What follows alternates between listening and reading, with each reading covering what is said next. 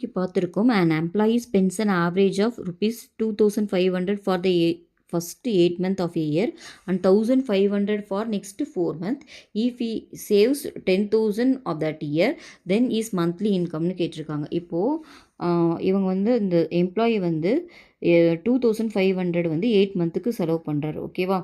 So அவர் வந்து எவ்வளோ spend பண்ணுறாருன்னு பார்த்தீங்கன்னா 8 மந்த்துக்கு 2500. அப்போ இதை மல்டிப்ளை பண்ணிங்கன்னா உங்களுக்கு என்ன வரும்?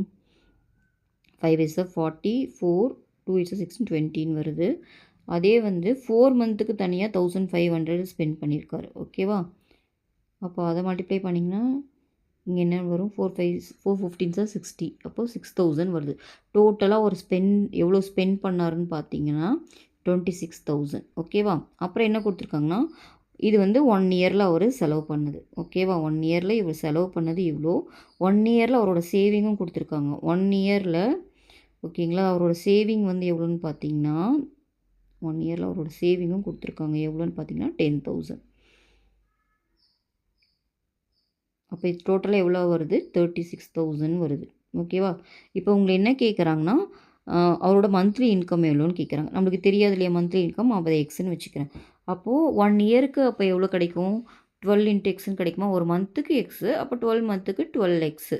ஓகேவா? அப்போ அது வந்து எதுக்கு ஈக்குவலாக இருக்கும்? அவர் 1 இயர் ஸ்பெண்ட் பண்ண மணிக்கும் அந்த சேவிங்ஸ்க்கும் ஈக்குவலாக இருக்கும். அது எவ்வளோ கண்டுபிடிச்சிருக்கும்? 36,000. ஸோ இதை சால்வ் பண்ணால் நம்மளுக்கு எக்ஸோட வேல்யூ கிடச்சிரும்.